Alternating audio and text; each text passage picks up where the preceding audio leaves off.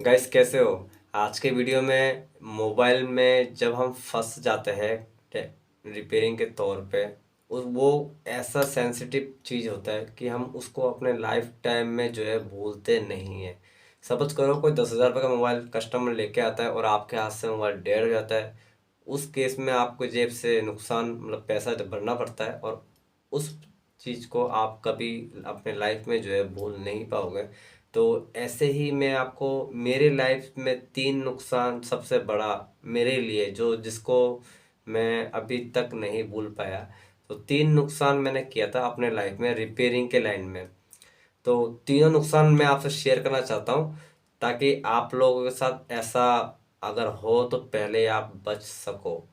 तो सबसे पहला मैं एम टी एस मोबाइल से रिलेटेड मेरा मतलब जिसमें मैंने नुकसान झेला हूँ वो भी नए मोबाइल देना पड़ा मुझे। उसमें क्या हुआ था कि एक बंदा एम टी एस का मोबाइल लेके आया था जो कि आप जानते हो एम टी एस का फ़ोन बहुत टाइम पहले चलता था, अब तो मार्केट में आना बंद हो गया, जो कि C D M A phone था। एम टी एस से एम टी एस फ्री वाला कनेक्शन था सबसे ज़्यादा। तो बैचलर जो लड़के होते हैं लड़कियां वो सबसे ज़्यादा उस टाइम पे एम टी एस के मोबाइल जो है यूज़ करते थे। मेरी शॉप ऐसे जगह पे था जहाँ पे हॉस्टल्स के लड़के सबसे ज़्यादा आने जाना चाहते रहता था। तो उस टाइम पे एम टी एस का मोबाइल मेरे पास लेके आया था एक बिगे मतलब एक हॉस्टल का एक लड़का लेके आया था। और वो मोबाइल जो है मतलब उसमें प्रॉब्लम था कि चार्जर पिन का। तो मोबाइल चार्जर पिन का प्रॉब्लम है। अब आप जानते हो कि चार्जर पिन को अगर चार्जर पिन अगर खराब होता है तो बंदा मतलब कोई भी हो जिसको रिपेयरिंग नहीं आता, जिसका मोबाइल होता है उसको पता पड़ गया कि मेरा मोबाइल का चार्जर पिन खराब हो गया, तो ऑब्वियसली उस मोबाइल को चार्ज नहीं कर पाएगा, मोबाइल को ऑन भी नहीं कर पाएगा। लास्ट जितना बैटरी में चार्ज होता है उतना ही वो बंदा जो है ऑन कर पाएगा। मतलब एक बार स्विच ऑफ हो गया तो हो ही गया, उसके बाद में टेक्नीशियन ही जो है बैटरी को बूस्ट करेगा, मोबाइल को ऑन करेगा।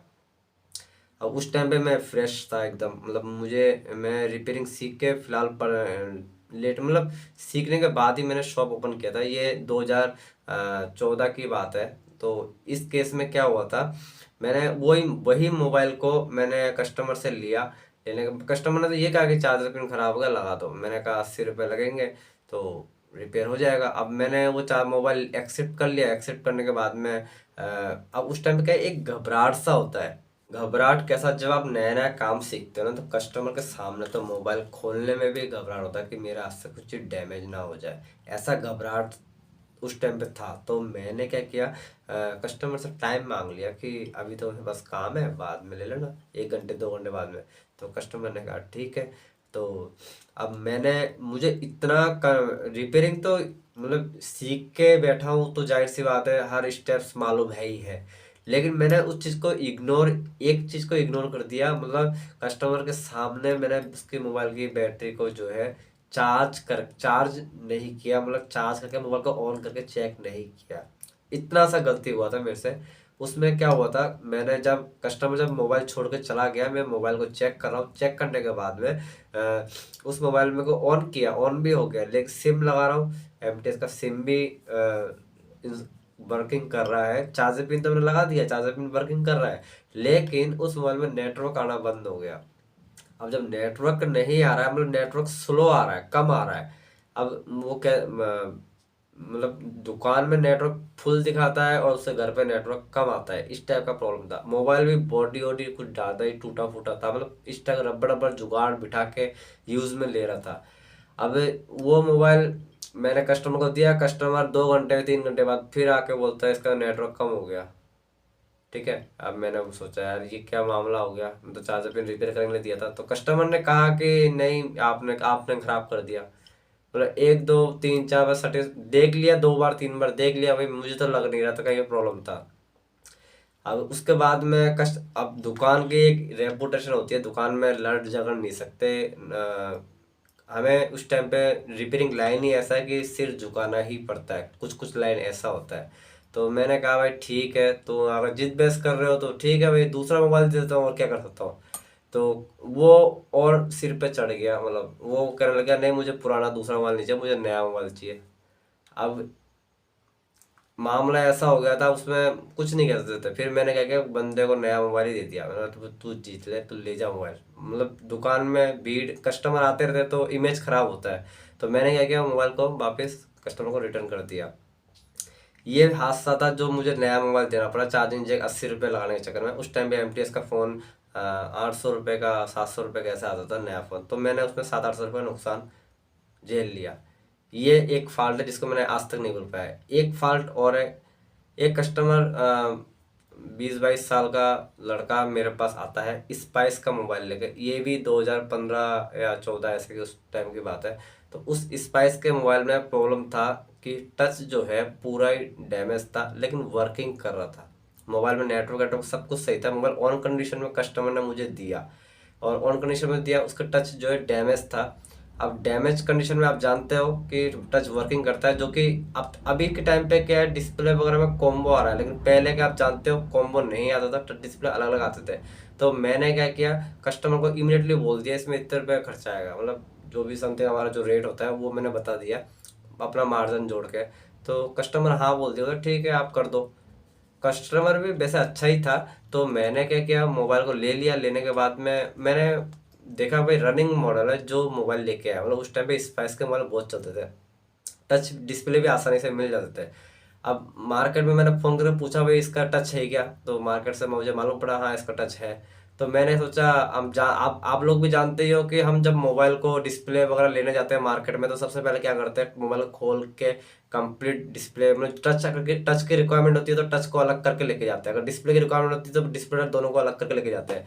तो हमें वहाँ पे इजी होता है मार्केट में चेक करना। तो मैंने भी बेस वही चीज़ किया। मैंने क्या किया, मोबाइल को गर्म किया। उस टाइम में सेपरेटर मशीन नहीं आता था मार्केट में, हम हीटर हॉट गन जो होता है उससे हम हीट मार मार के जो है टच को अलग कर देते हैं। तो मैंने क्या किया, टच को जो है तोड़, वो तो टूटा हुआ है ही डैमेज, अब अगर उसको आप छेड़ोगे तो बिखरेगा ही कांच, ये आप जानते ही हो। मैं वो कहाँ, वो टच को मैंने निकाल दिया। निकालने के बाद मार्केट में गया, मार्केट में जाके जो है टच को मैंने पूछा भाई टच है क्या आपके पास में, तो टच उन्होंने दे दिया। अब मैं मार्केट में चेक कर रहा हूँ तो टच जो है बिल्कुल भी वर्क नहीं कर रहा है। और मुझे थोड़ा सा एक रियलाइज़ हुआ कि इसका जो पुराने वाले जो टच आते थे ना, उनमें क्या 6 पिन के टच आते थे। तो 6 पिन का टच मुझे मुझे जैसे कनेक्टर में इंसर्ट कर रहा हूँ टच का, पता तो क्या है, लूज कनेक्शन हो रहा है। अब लूज कनेक्शन हो रहा है, लूज कनेक्शन में क्या मतलब, मुझे ऐसा लग रहा है कि है ना दुकान में जाके मैं इसको रिपेयर कर दूंगा। लेकिन फिर एक डाउट होता है यार, टच अगर खराब निकल गया तो रिटर्न तो लेंगे नहीं है। तो मैंने ऐसे ही उनके टप्पा लगा के मैं दुकान में ले आया। ले आने के बाद में टच को जैसे चेक किया, तो टच में कागज को कुछ लगा के चेक किया, तो बिल्कुल भी वर्क नहीं कर रहा है टच। पूरा बहुत ही ज़्यादा लूज मारा था। मैंने उसमें ग्रिटिस वगैरह भी लगाया था, जैसे कि हम माचिस के तिल्ले वगैरह या कोई मोटा कागज वगैरह लगाते हैं, सब कुछ लगा के देख लिया, टच जो है वर्किंग नहीं कर रहा। फिर मैं दूसरा टच मार्केट से लेके आया।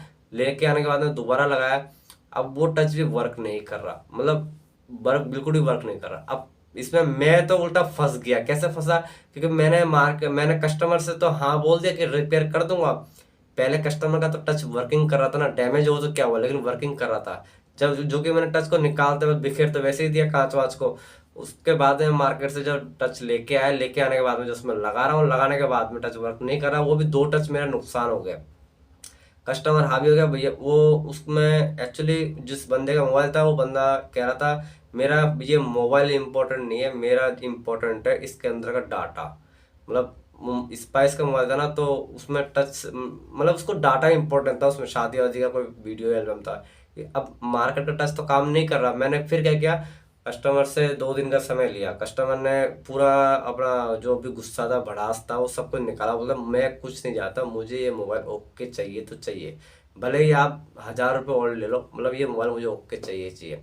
मैंने वही मोबाइल को मार्केट में क्या दिखाऊंगा, मैं खुद अपने आप को समझता था कि नहीं, मैं अगर रिपेयरिंग नहीं कर पाऊंगा तो मार्केट में कहीं पे भी रिपेयर नहीं होगा। ये कॉन्फिडेंस मेरे को शुरू से ही था। मैंने मार्केट से फिर एक और टच लिया। लाने के बाद में दुकान में बैठा, बैठने के बाद में शांति दिमाग से सोचा, 6 पिन का कनेक्टर है। मैं ये कंफर्म हो गया था कि कनेक्टर में ही मतलब प्रॉब्लम है, क्योंकि कनेक्टर में मोशंस वगैरह जमे हुए थे। तो मुझे लगा भाई एक बार कनेक्टर को चेंज कर देते हैं। अब चेंज करने के बाद चक्कर में मैंने जैसे ही थोड़ा सा एक रिपेयरिंग जब सीखते ना तो एक्सपीरियंस कम होता है, रिपेयरिंग करते करते हमारा एक्सपीरियंस जो है बढ़ जाता है। मैंने क्या किया, उसी कनेक्टर को क्या है हीट मार कर निकाला। और जैसे ही मैंने हीट मार कर निकाला ना कनेक्टर को, तो गलती इसमें एक और हो गया कि कनेक्टर के जो पिने हैं ना, वो पिने पीसीबी से कम्प्लीटली डैमेज हो चुके हैं। अब कंप्लीट पीसीबी से डैमेज हो गया तो अब नया कनेक्टर भी लगाओगे तो मुश्किल है, क्योंकि ट्रैक वगैरह कंप्लीट डैमेज हो चुका है। इस अब मैं उस टाइम में हाथ खड़े कर दिया कि ये मोबाइल तो मेरे लिए बहुत ही बड़ा मुसीबत है। रात को नींद आना बंद हो गया, 2 दिन तो वैसे ही निकल गए। फिर मैंने मार्केट में घूमा कि हर टेक्नीशियन के पास कि भैया ये रिपेयरिंग होगा कि नहीं होगा। बंदे ने कहा कि इसका तो प्रिंट ही डैमेज है, नहीं होगा। मतलब 99% टेक्नीशियनों ने मना कर दिया, जो कि मोबाइल के लाइन में टॉप मार्केट में बैठे हुए बिगिनर जो है उनको मैंने कहा भाई मेरे से 1000 रुपये ले ले लेकिन इसका टच बना दे। लेकिन सब लोगों ने क्या मना कर दिया, नहीं होगा। अब वो मोबाइल में उसमें इतना बुरी तरह से फंस गया, मैंने क्या किया, दुकान का शटर डाउन किया, शटर डाउन हो गया, अंदर बैठा, अंदर बैठ कर ढंग से देखा एक बार जो प्रिंट उखड़ गए थे। प्रिंट उखड़ने के बाद में मैंने मुझे एक हल्का सा हिंट मिला कि एक चीज मुझे अच्छा लगा कि टच में है ना, कंपनी लिख के देता है कि कौन से पिन में सप्लाई कौन कौन से है। अगर आप कभी एमआई के मोबाइल में भी सर्च देखोगे ना, पत्ते में 1 से 10 तक की संख्या दिखेगा और उस संख्या में नंबर नाम लिखा हुआ रहेगा सप्लाई के, VDD, GND, इस टाइप के, INT, इस टाइप के सप्लाई को नाम लिखे रहते हैं। तो मैंने उसके अकॉर्डिंग क्या है, उसमें जो प्रिंट खुड़ गया था उस, अब लॉजिकली इसमें कि 1-2 प्रिंट दिख रहे थे, 4-5 प्रिंट नहीं दिख रहे थे। तो मैंने क्या सुई से स्क्रैच कर करके जो है सेकंड लेयर से प्रिंट निकाल के एक जंपर मारता हूँ, फिर फेविकॉल डालता हूँ, फिर एक जंपर मारता हूँ, फिर फेविकॉल डालता हूँ। उस टाइम पे माइक्रोस्कोप वगैरह ऐसा कुछ नहीं था। लेकिन उस 2014 की बात है ना, तो उस टाइम पे ऐसा इतना गैजेट्स वगैरह नहीं थे। तो मैंने आखिरकार में उसमें कम से कम 7-8 घंटे लगा जंपर मार के। मैंने सोचा हो जाएगा, मुझे ऐसा लग रहा था। फिर मैंने कैसे भी करके जो है मोबाइल को जब एक बार चेक किया ना, तो वाकई में टच वर्किंग करने लग गया था। तो उस टाइम में जो खुशी मिला वो मेरे एक्सपीरियंस के साथ मुझे फिर एक रियलाइज हुआ कि नहीं, अगर खुद पे विश्वास हो तो ही रिपेयरिंग लाइन में आप कंफर्टेबल रहोगे, और खुद पे विश्वास ना हो, दूसरे के ऊपर निर्भर रहोगे तो कंफर्टेबल कभी नहीं रहोगे। ये मेरा दूसरा नुकसान था लाइफ का। लेकिन नुकसान तो क्या हुआ, इसमें बराबर ही हुआ था केस में। मतलब कस्टमर से मैंने जो डील किया था 500 रुपये का, वो मुझे पैसे मिला, लेकिन 2 टच, मेरा 3 टच वैसे नुकसान हो गया। तो ये था मेरा दूसरा नुकसान। अब बताता हूँ आपको तीसरे नुकसान का। तीसरा नुकसान ये है, मैंने जहाँ पे दुकान ओपनिंग किया था वहाँ पे मतलब 1-2 महीना सही चल रहा था, रिपेयरिंग वगैरह कर रहा था, एक्यूरेट वगैरह। अब जहाँ दुकान के जस्ट पास में जो फैमिली लोग रहते, फैमिली मेम्बर, मतलब उनके पड़ोस वाले मोबाइल दिए थे मेरे को रिपेयरिंग कराने के लिए। तो रिपेयरिंग उस टाइम पे मोबाइल था वो 5233 नोकिया का। नोकिया का 5233 था। तो उस बंदे ने कहा कि इसका बॉडी चेंज कर दो। मोबाइल स्विच ऑफ था, मैंने ले लिया। मैं देखा यार पैसे आ रहे हैं, क्या दिक्कत है। जल्दीबाजी में हमेशा रिपेयरिंग में नुकसान होता है, और इसमें भी मेरा नुकसान हुआ था। मैंने जल्दीबाजी में किया, भाई बॉडी तो चेंज करना है ना, इसमें और कुछ तो चेक नहीं करना ना। तो मोबाइल मुझे ऑन नहीं दिया था कस्टमर ने, लेकिन बॉडी डैमेज था। मैं मार्केट में गया, बॉडी खरीदा, 250 रुपये की बॉडी आई। बॉडी मैंने उस मोबाइल में लगा दिया। लगाने के बाद में कस्टमर को दे दिया। कस्टमर ने मेरे को पैसे दे दिया, मतलब जो भी मार्जिन है वो पैसे दे दिए। देने के बाद में कस्टमर फिर आधा घंटे बाद आया, फिर बोलते इसका सिम काम नहीं कर रहा। अब सिम काम नहीं कर रहा है तो मैंने तो बॉडी चेंज किया, सिम से मेरा कोई रिलेटिव ही नहीं है। अब कस्टमर ने कहा नहीं, आपने कोई फिटिंग करने में कोई गड़बड़ किया, वो सिम तो काम कर रहा था पहले। मामला ऐसा था, नोकिया 5233। तो मैंने बोला देख लेता हूँ मैं एक बार दोबारा। मैंने जब खोल के मेरा रिपेयरिंग का दिमाग लगाया तो उसमें मैंने देखा सिम के जो 6 पिन होते हैं, 6 पिन में से एक पिन में जो है सप्लाई नहीं आ रहा था। एक में सप्लाई नहीं आता वैसे नॉर्मल में, वैसे उस सिम स्लॉट में 2 पिनों में सप्लाई नहीं आ रहा था। तो मैंने क्या किया, उस मोबाइल को अच्छी तरह चेक किया सप्लाई कहाँ से कहाँ आ रहा है। तो बाद में मैंने देखा कि आईसी से ही सप्लाई जो है मिसिंग है। फिर उस मोबाइल को मैंने हर जगह दिखाया, लेकिन कहीं पे भी प्रॉब्लम सॉल्व नहीं हुआ। कस्टमर ऐसा था, थोड़ा सा मतलब रेपुटेशन वाला मैटर हो गया था कि दुकान का इमेज खराब होगा अगर मैंने इसका मोबाइल रिपेयर करके नहीं दिया तो। क्योंकि वो दुकान के मेरे शॉप के जो ओनर है उनका मतलब फ्रेंड्स था। तो मैंने क्या किया, उसी मोबाइल को लेके फिर पूरे मार्केट में इसका पीसी भी ढूंढा कि जो भी हमारे आसपास रिलेटिव मोबाइल टेक्नीशियन उनसे देखा पीसी भी मिलता है कि नहीं मिलता है। जब गणपति प्लाजा एक जगह का नाम है जो कि जयपुर में स्थित है, आपने सुने होंगे बहुत से अगर जयपुर से देख रहे हो तो गणपति प्लाजा में एक हरीश सॉल्यूशन के नाम से एक टेक्नीशियन भाई बैठते हैं। तो उनके पास नोकिया 5233 का पीसी मुझे मिला था।